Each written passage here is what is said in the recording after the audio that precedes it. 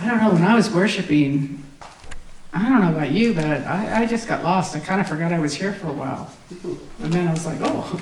I definitely got lost.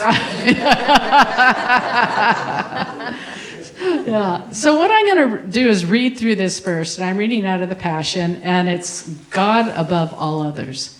And it was interesting when I looked at this segment and what it was about in the time that it was. This little segment here that I'm going to be reading, that I just lost my place to, is false hope in trusting the nations. I thought, interesting. So, because the Lord has been showing me some things, as I'm sure he's been showing other people that pray, that even though I would say most of the people in this room are very happy about the election, we have a lot more to be praying for.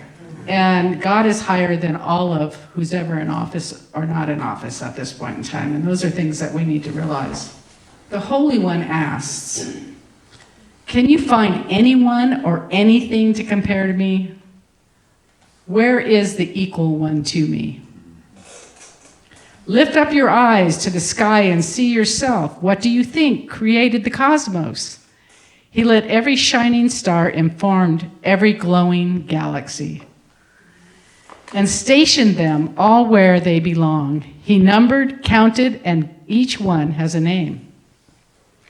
They shine because God's incredible power and awesome might may not fail or appear. Not one fails or appears. When thou, O Jacob, tribes, would you ever complain? And my chosen Israel, why would you say Yahweh isn't paying attention to my situation? He has lost all interest in what happens to me. Don't you know? Haven't you been listening? Yahweh is the one and only everlasting God, the creator of all you can see and imagine. He never gets weary or worn out. His intelligence is unlimited, and he's never puzzled over what to do. He empowers the feeble and infuses the powerless with his increasing strength. Even the young people faint and get exhausted. Just saying. Even young people faint and get exhausted. Athletic ones may stumble and fall. But those who intertwine their hearts with Yahweh will experience divine strength. They will rise up on soaring wings and fly like eagles, run their races without growing weary, and walk life without giving up. Yes, so let's go back over this. So I was going through this, and this is about, for us in the season we're in, that God is above all things, and some people feel that God forgot about them, or he overlooked them, or they've been waiting way too long for something, so where did he go? And it's kind of a statement of who he is and the magnificence of who he is to remind you that he is aware of everything. The Holy One asks, can you find anyone or anything to compare to me? Can you? No. Where is there one that's equal to me? There isn't. So lift up your eyes in the sky. And you know, this is talking about the creator of the cosmos. And I wanted to go to Colossians 1, 15 through 16. He is the exact living image, the essential manifestation of the unseen God. He is the visible representation of the invisible, the firstborn, the preeminent one, the sovereign, and the originator of all creation. For by him all things, now that leaves out what? All things were created in heaven and on earth, things visible and invisible. Whether thrones or dominions or rulers or authorities, all things were created and exist through him. That is, by his activity and for him. So when this is talking about this section in here where he lifts up his eyes to the skies and see yourself, who do you think created the cosmos? think created the cosmos? God, Jesus, Holy Spirit, the Trinity, the power of the force that lives within you. Why would you ever doubt what you carry or what you're capable of doing in Jesus? Ever. He will move through you if you let him move through you. He does incredible things. When he's talking about, it's like, have you ever felt overlooked? That others got more attention than you did? It's pretty common with prophetic people. Because lots of times you're giving and speaking what God's saying, and you never want to take on the glory, but there's times you feel like you're waylaid in the thing you're waiting for. You hear for everybody else, and then when you're hearing for yourself, you're like... So it's a common thing, and it's a complaint. And so God's saying, why? Do you not know who I am? Why would you think that I don't know every hair on your head? Why do you think that I don't know every situation about you? Why do you think I'm not aware of what you are doing and what is happening now and before you? Why would you question it? The bigness of who I am created you. The bigness of who I am knew you before I ever put you in your mother's womb. We had conversation then. You were in my glory then. And then you got born. And then once you get born, you start moving away from that and forgetting who you are. So when I wanted to talk about this. When you wait on the Lord, what that really means when you're waiting, it is actually a Hebrew word for wait means to tie, twist, bind hearts. Oh Lord. And we wait on God's plan to unfold. So what it's like, it's like a rope being twisted and tied and bind together. So it's not a passive thing. When you're talking about your relationship with God, the inward place to get into the deep places with him, it takes you to press in. And he will meet you. And it's a binding of your hearts that happens. And when you press into him, you start becoming one with him. And the power and the intimacy move you into oneness. That is where we get into the Holy of Holies. So when we're in the outer court, when you're not in this place of pressing in, you're walking and you get weary. You walk. When you get into the inner place with God in the Holy of Holies, that's where you get to run. And what I mean by that is you run with the things of God. You're in step with him. You're in sync with him. You keep moving at the pace he's moving at. And then when he says, be still, you be still. And when you're still, you can feel his heartbeat and you know he's God. There's a dynamic in your relationship that is powerful and passionate. And it's not weak in any sense of that. Maybe weak's not the right word, but it's not, we'll just use it. We grow like with new feathers, like an eagle. And the funny thing about an eagle, its lifespan is the longest of any bird. I'm like, so does that mean we have long life? Does that mean and we do. When we are in these healthy, radical places with God, our life is healthier. All about us is healthier. We renews our strength. So when you get in that place within the presence of the Lord, I don't know about you, but you get filled up. Like all of a sudden, Danelle's worshiping, she's bouncing. And she didn't have all that much energy when she came in, but you're bouncing. Because why? Because you're in God's presence and you're worshiping him with everything that's in you. And you get energy. It just brings you alive. I know when I go places, and for me, when I get home on a Monday night, I have to learn how to wind down. Because I can't go to sleep. I'm like, just because God is moving in and through me, and it's exciting.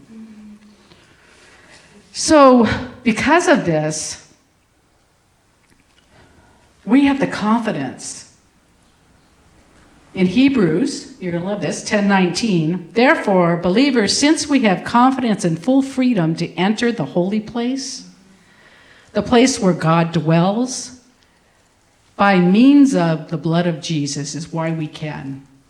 Because he shed his blood, we get to move into that holy place. You get in Jesus, Jesus takes you into the Father. It's amazing. That's the holy place. And if you can't get in that place, you have to ask, Lord, why am I not going into that place? What is blocking me and keeping me from going to that place? Because everyone is called to go to that place.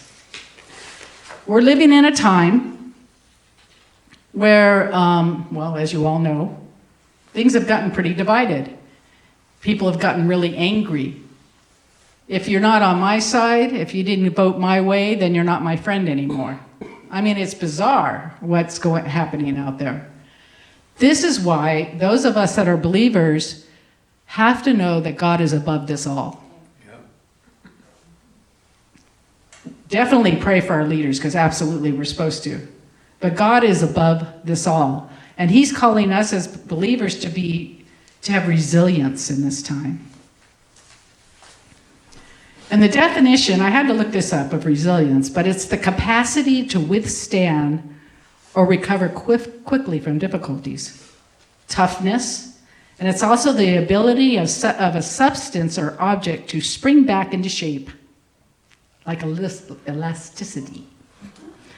And this is what he's calling us to. So for instance, you cannot take on offense. You can't get offended. You can't get your feelings hurt.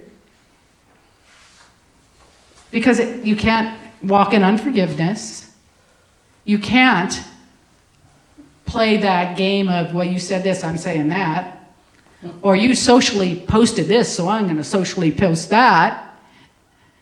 We can't play that game. We are called to a higher place and a higher standard. And we're called to be resilient. So when things get hard, and they may get really hard, we have a God and a relationship that can turn rock into a stone into bread. It can turn, I've been my kids, because they were younger then, they worked in they fed the son on a weekend. I can't remember what day of the week it was, but they would feed about 400 people, homeless. And the cheese sauce that they'd come out never ended. Just never ended. The food was multiplied. So I am a full believer in that we're not going to have to worry about anything because, and Bryce, I think you were always on the cheese sauce, seemed like. And it would just multiply and multiply and multiply. And they were about Cole's age, maybe. You were younger. Younger? Yeah, and got to see the multiplication of food. And the reason I'm talking about this, I was at a conference this weekend. They didn't talk on this, but there was an 80-year-old woman, maybe a little older, I wasn't positive. She came up for prayer, and my friend asked me to come and take a look at the situation. She goes, I don't want to tell you what she spoke to me. I just want you to hear the Lord. And I saw this burden on her back, and I physically could see it in the spirit on her back, and she probably had carried this for most of her life. And I could see that it started putting roots into her body. I could see the roots going into her body. Because we're not supposed to carry that. We're not supposed to carry worries. We're not supposed to carry the troubles. Those all belong to God. So the worries of our world right now, we're not to carry them. We're not to carry our kids that have not come to the Lord yet. We're not to carry that we're not in the place we want to live yet. We're not to carry that stuff because it is harmful to you.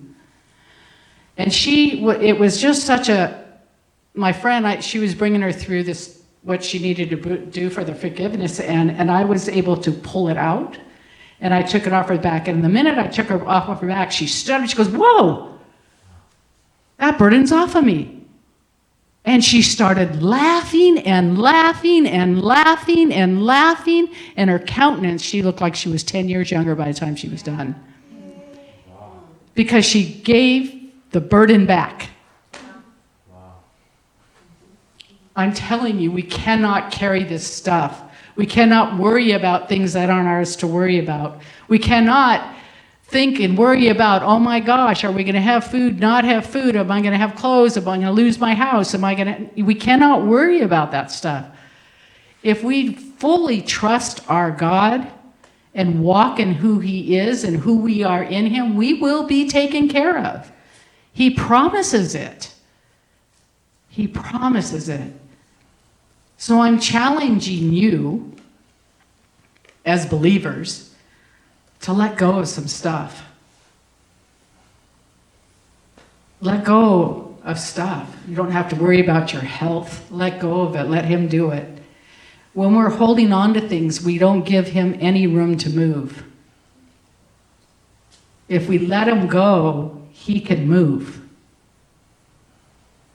We've got to let go of our control. For some reason, we think we know how to handle it better, and I haven't figured out why we do that. I know, it's funny, we're like, oh my gosh, why would I do that? But we go to this place of fear. What if?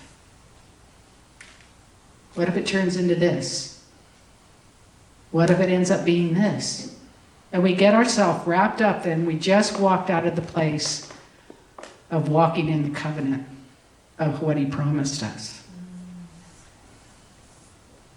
And we have to not be doing that. We are called to be resilient, to walk in the Holy of Holies, because in that place we run and we stay in step with him. You won't go to the left, you won't go to the right until he tells you to. He is calling us that close. Hey, Joy, I want you to pick up milk for that person over there and bring it over. Hey, Joy, go pray for that person around the corner because they need you right now. Hey, Joy, knock on your neighbor's door. They need someone to talk to right now. It's going to be that close. That close. And the only way we can hear it when it's that close is when we're in the Holy of Holies listening to that close. As we literally sit next to him in the heavenly realm, we've got to learn to be in that realm while we're walking in this one. But he will show you how to do it. He's really good at it. But we have to let it go. We got to let go that our bodies hurt sometimes. Because when you're walking in him, you forget about it. I mean, you do. I do things that I can't imagine that I can do when I'm not thinking about it. His bride has to look like his bride. And the only way we're going to do that is when we're in him, walking like him.